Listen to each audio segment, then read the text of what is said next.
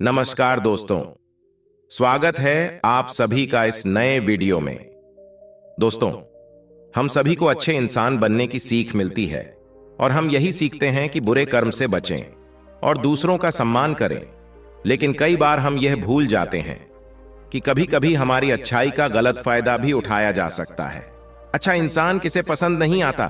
बचपन से ही हमें सिखाया जाता है कि अच्छा इंसान बनो, अच्छे कर्म करो, किसी का गलत फायदा ना उठाओ। लेकिन यह सिखाया नहीं जाता कि जब हम पर कुछ लोगों द्वारा अन्याय किया जाता है तो हमें कैसे रहना चाहिए। जब हमारा गलत फायदा उठाया जा रहा हो, क्या तब भी अच्छे बने रहना और हमारा आत्मसम्मान खोना सही है?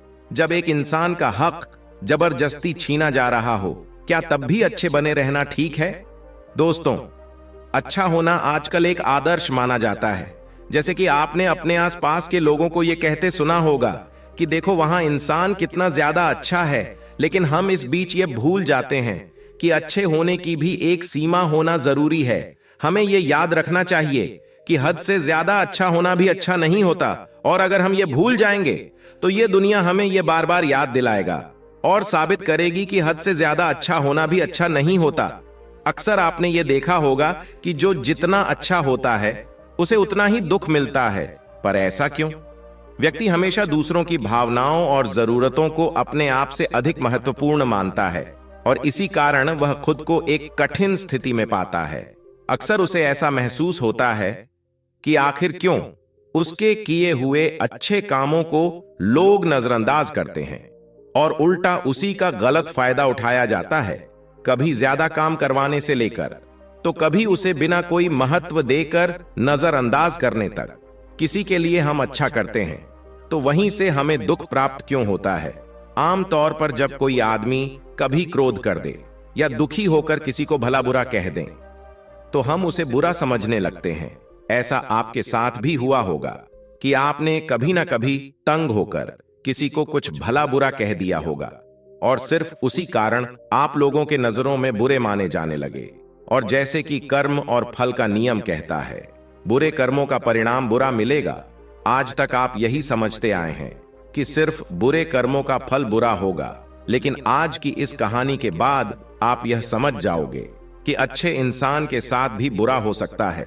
जब वह हद से ज्यादा अच्छा बन जाए, उस इंसान को दुख ही मिलेगा, उसका परिणाम भी बुरा ही हो सकता है।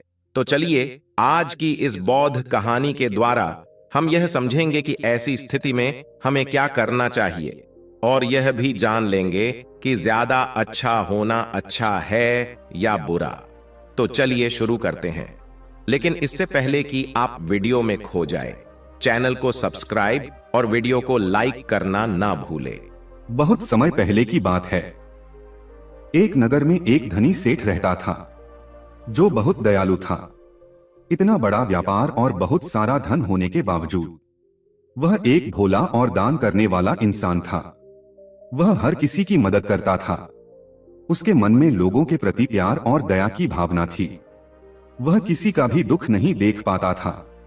उसके इतने दयालु और भोलेपन की वजह से उसके आसपास के लोग उसकी इसी बात को उसकी कमजोरी समझकर उसका फायदा उठाते थे। कुछ लोग उस सेठ के सामने झूठ का रोना रोककर उससे पैसे उधार ले जाते थे। सेठ अमीर तो था ही और ऊपर से दयालु भी। जब वह सेठ उन लोगों की दुखी हालत देखता और उनकी परेशानियां सुनता तो उसका मन भर आता, और जब वह लोग उससे कहते हैं कि मुझे थोड़ा धन उधार चाहिए या तुम मेरी मदद करोगे, मैं तुम्हारा यह एहसान कभी नहीं भूलूंगा, तो वह मना नहीं कर पाता था। वह सोचकर वह धन दे देता कि अभी इसका बुरा वक्त चल रहा है, इसको मेरी मदद की जरूरत है, बाद में यह पैसे लौटा देगा। धीरे धीरे वक्त गुजरता गया। लोग उस सेठ के आगे बिना बात का रोना रोते और उसका धन ले जाते और कभी वापस नहीं करते। सेठ भी धन वापस नहीं मांगता था। उसको लगता था कि जब इसका बुरा वक्त गुजर जाएगा तो धन वापस कर देगा। लेकिन कहते हैं ना कि हर सुबह के बाद रात होती है, हर सुख के बाद दुख आता है और दुख के बाद सुख आता है। ठीक उसी तरह उस सेठ के साथ भी हुआ। कुछ सालों बाद उसके पास धन कम होने की वजह से उसके व्यापार में माल भराने के पैसे कम होने लगे और इसके वजह से उसकी दुकान पर अब ग्राहक भी कम होने लगे, क्योंकि जो सामान उन ग्राहकों को चाहिए था वह सामान उस व्यापारी के पास खत्म होने लगा था और उस सामान को लाने के लिए अब उसके पास इतना धन भी नहीं था। धीरे धीरे सेठ का धन समाप्त हो गया। एक समय था जब वह सेठ अपने नगर के अमीर लोगों में आता था, पर आज उसके पास पैसे नहीं थे। ऊपर से ढेर सारा कर्ज उसे बाजार से लेना पड़ा। उसे समझ नहीं आ रहा था कि वह क्या करे। उसने महात्मा बुद्ध के बड़े चर्चे सुन रखे थे। उसे यह पता था कि उसके बहुत मित्रों ने उनके पास जाकर अपने जीवन के लिए सही मार्गदर्शन लिए हैं और वह जो ज्ञान देते हैं वह कई लोगों की जिंदगी सुधार चुके हैं। उसने निश्चय किया कि अब तथागत गौतम बुद्ध ही उनकी समस्या का हल बताएंगे। यही सोचकर वह अगले दिन गौतम बुद्ध से मिलने निकल पड़ता है। वहां जाकर बुद्ध को प्रणाम करता है। फिर सेठ गौतम बुद्ध से कहता है, मुझे मेरी समस्या का निवारण चाहिए। बुद्ध कहते हैं, पूछो क्या पूछना है। फिर वह उन्हें सारी बातें बताता है कि कैसे वह लोगों की मदद करके अमीर से गरीब हो गया, कैसे उसने बस लोगों की बुरी हालत देखकर अपने व्यापार के पैसे उन्हें मदद करने के लिए दे दिए और आज वह खुद जरूरतमंद हो गया है। गौतम बुद्ध उसकी सारी बातें ध्यान से सुनते हैं और कहते हैं कि तुम बहुत ही ज्यादा सीधे और दयालु हो। जरूरत से ज्यादा सीधा होना भी हमारे लिए मुसीबत पैदा कर सकता है। आगे बुद्ध कहते हैं, तुम लोगों की मदद इसलिए करते थे ताकि वो मुसीबत से बाहर निकल सके, लेकिन लोगों ने इसका फायदा उठाया और तुम्हें ठगने का काम करते रह गए। उस सेठ ने कहा, आप बिल्कुल सही कह रहे हैं बुद्ध। मेरे दुखों का कारण मेरा ज्यादा सीधा होना, सरल होना और दयावान होना ही लग रहा है, लेकिन मैं अब क्या करूं? मुझे रास्ता बताइए। क्या मैं बुरा बन जाऊं, दया निकालकर फेंक दूं, निर्दयी हो जाऊं? क्या अच्छाई करने की कोई कीमत नहीं? इस दुनिया में क्या मदद करने से या किसी का भला करने से बस यही परिणाम मिलता है? बुद्ध कहते हैं, नहीं, तुम्हें ये सब नहीं करना है। कई बार तुमने देखा होगा कि जो व्यक्ति ज्यादा अच्छा होता है उसे उतना ही ज्यादा दुख मिलता है। इसका सीधा कारण है कि वह अपने अधिकारों को सामने वाले की इच्छाओं से कम दर्जा देता है और फिर उसे जब भी आपसी अनबन होती है तो उसे अधिक तकलीफ होती है।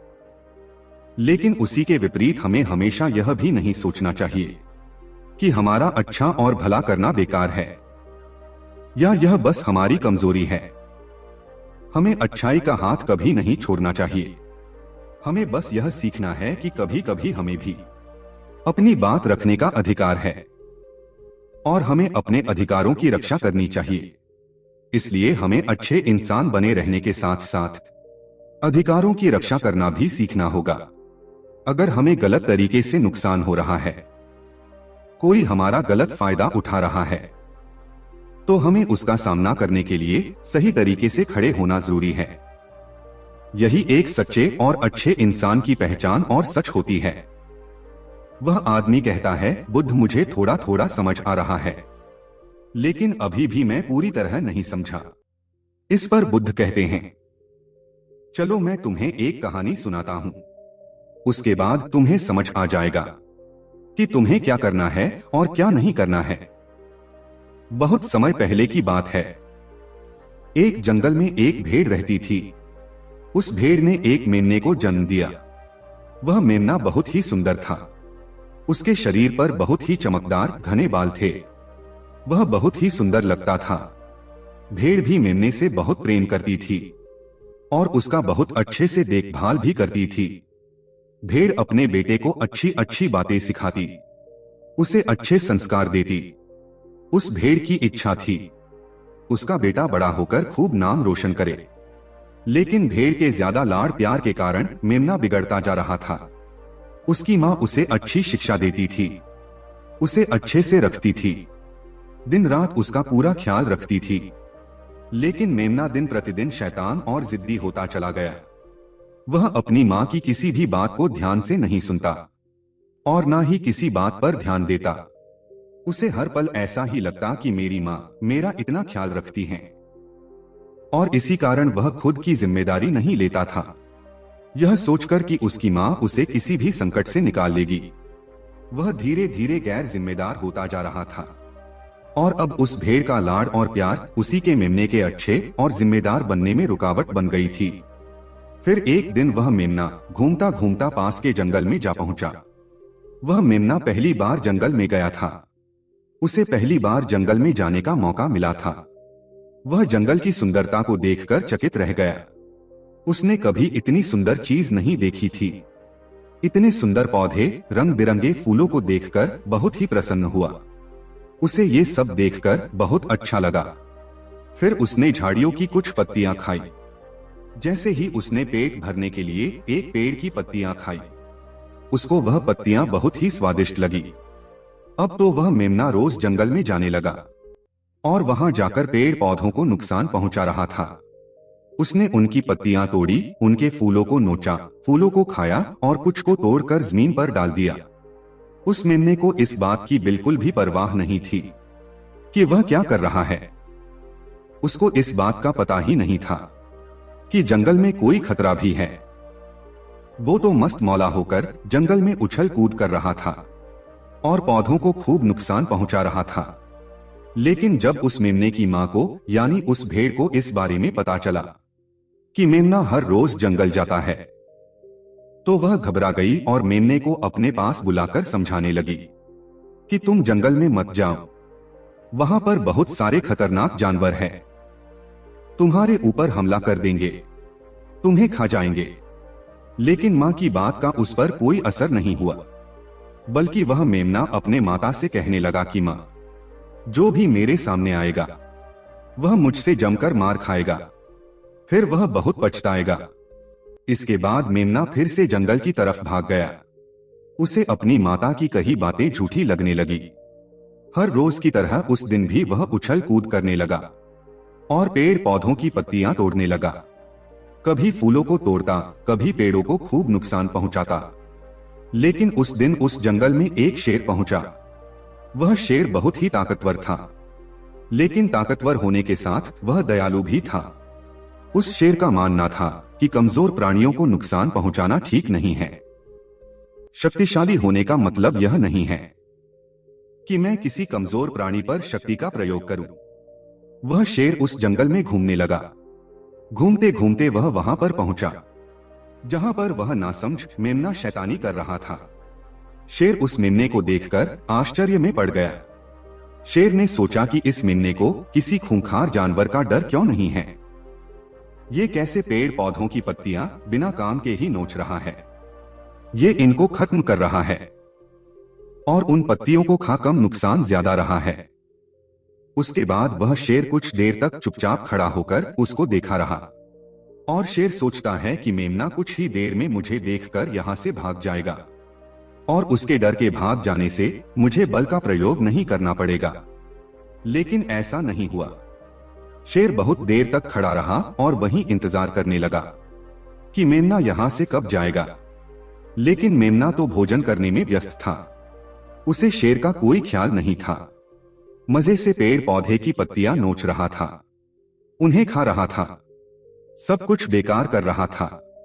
जब शेर ने देखा कि मेमना उसे देखने के बाद भी वहां से नहीं जा रहा, तो वह मेमने के पास जाता है और वहां जाकर बोला, सुनो बच्चे, इस जंगल में फूल पत्तियों को नुकसान पहुंचा रहे हो। तुम्हें जितना जरूरी है तुम्हारे भोजन के लिए, बस उतने ही तोड़ो। तुम बहुत फूल पत्तियां यूं ही नष्ट कर रहे हो। अगर तुम इन पेड़ पौधों को, इन फूल पत्तियों को नुकसान पहुंचाओगे तो तुम अच्छे बच्चे कैसे बनोगे। अच्छे बच्चे कभी भी इस तरह जंगल में आकर पेड़ पौधों को नुकसान नहीं पहुंचाते। तुम्हारी मां ने तुम्हें अच्छा बच्चा नहीं बनाया। शेर की बातें सुनकर वह घमंड से बोलता है, तुम्हें अच्छे बच्चे बने रहना है, तुम बने रहो। मैं तो जैसा हूं वैसा ही ठीक हूं। मैं वैसे ही रहूंगा जैसे मुझे रहना है। शेर हैरान हो जाता है, लेकिन फिर शेर उस मेमने को बच्चा समझकर माफ कर देता है, क्योंकि शेर नहीं चाहता था उस बच्चे पर हमला करना पड़े। फिर मेमना कहता है कि तुम खतरनाक कहीं से नजर नहीं आते, चले जाओ यहां से, बड़े आए खतरनाक बनने। तुम मेरा दिमाग ज्यादा खराब मत करो, चले जाओ यहां से, अपना रास्ता नाप लो और मुझे इन फूल पत्तियों को खाने दो। यह कहकर वह घमंडी मेमना पत्तियां खाता हुआ आगे चला गया और शेर उसे बस हैरानी से देखता रह गया।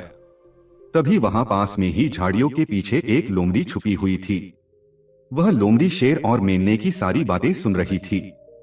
उस लोमड़ी को शेर राजा की इस तरह बेइज्जती बर्दाश्त नहीं हुई, तो वहां से झाड़ियों से निकलकर शेर के पास आ पहुंची और शेर के पास आकर बोली, क्षमा कीजिए महाराज, आप तो इस जंगल के महाराज हैं, इतने बलशाली हैं।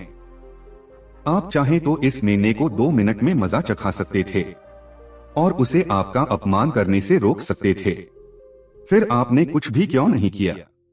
इस पर शेर ने कहा, मैंने उस बच्चे का भला सोचा, मुझे ऐसे ही किसी बच्चे को अपनी ताकत का शिकार नहीं बनाना था।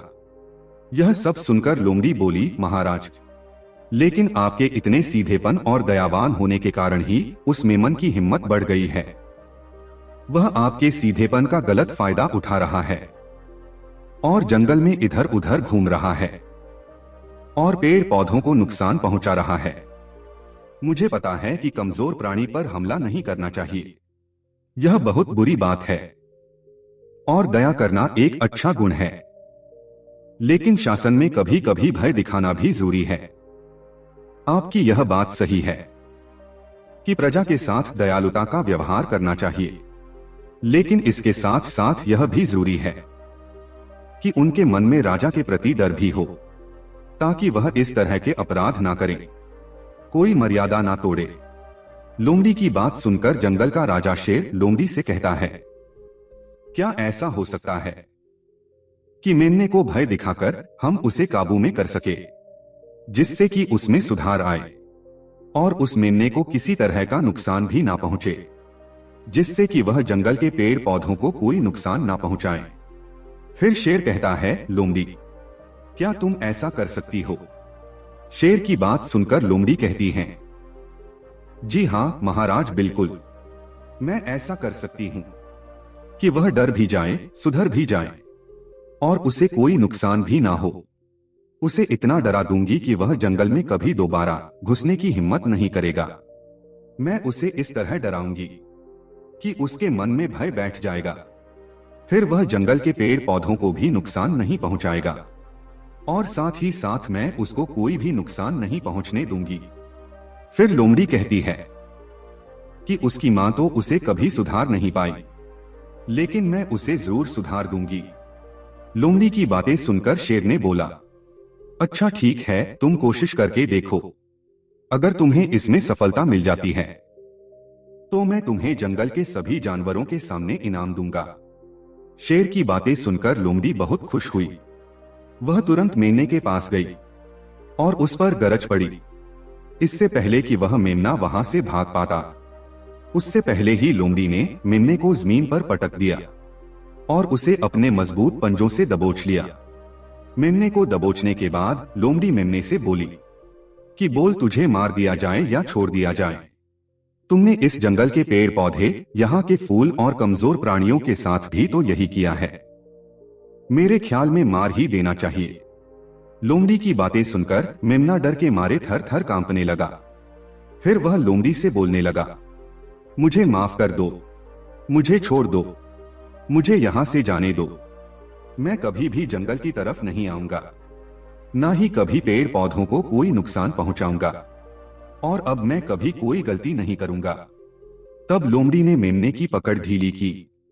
जैसे ही मेमने की पकड़ ढीली हुई, वह जोर जोर से भागने लगा।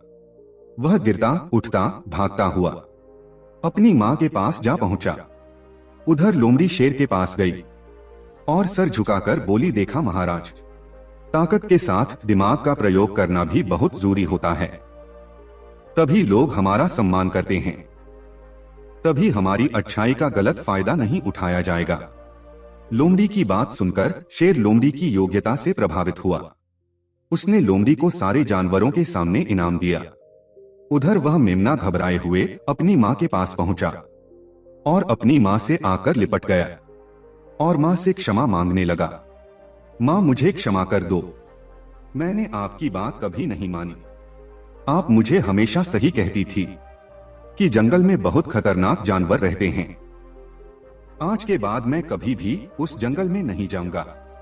फिर बुद्ध उस व्यापारी को कहते हैं, देखा बेटा, इतने अच्छे मत बनो कि लोग तुम्हें खा जाएं, और ना ही इतने बुरे बनो कि लोग तुम्हें खाए ही नहीं। जरूरत से ज्यादा अच्छा बनना इंसान को दुख देगा। लोग उसका सम्मान नहीं करेंगे, बल्कि उसे पागल समझेंगे। गौतम बुद्ध सेठ से कहते हैं, अगर शेर भी अच्छा बनने का दिखावा करेगा या फिर अच्छा बनकर रहेगा, तो लोग उससे डरने की बजाय उसे पागल समझेंगे। सेठ को समझते हुए बुद्ध बोले, अगर हम ज्यादा अच्छे बनकर पेश आते हैं तो लोग हमारी अच्छाई का फायदा उठाने लगते हैं। तुम लोगों के लिए भले उनकी मदद करते हो, लेकिन वही लोग भोले बनकर तुम्हें ठगने की कोशिश करेंगे। तुम्हें लोगों की मदद करना छोड़ना नहीं, बल्कि समस्या सुनकर उसे धन देने की बजाय उन्हें समाधान देने की कोशिश करो। अगर धन की आवश्यकता पड़े तो थोड़ा बहुत धन दे सकते हो, लेकिन हर समस्या का समाधान धन से करने की बजाय निवारण से करो। इससे वही लोग तुम्हारे पास समस्या लेकर आएंगे जिनको हकीकत में दिक्कत है। पैसे ठगने वालों से तुम्हें मुक्ति मिल जाएगी। फिर सेठ बुद्ध को प्रणाम करता है और धन्यवाद कहकर वहां से चला जाता है। फिर वह वैसा ही करता है जैसा बुद्ध बताते हैं, और कुछ ही सालों में वह पहले जैसा धनवान बन जाता है। तो दोस्तों, आपने आज के इस वीडियो से क्या सीखा, वह मुझे आप कमेंट में बता सकते हैं। इसी के साथ इस वीडियो को उस इंसान के साथ शेयर करें जिसे यह कहानी सुनने की जरूरत है, और उसी के ठीक बाद चैनल को सब्सक्राइब भी जरूर कर ले। तो चलिए फिर मिलते हैं ऐसी एक और नई वीडियो में एक नए मैसेज के साथ। धन्यवाद।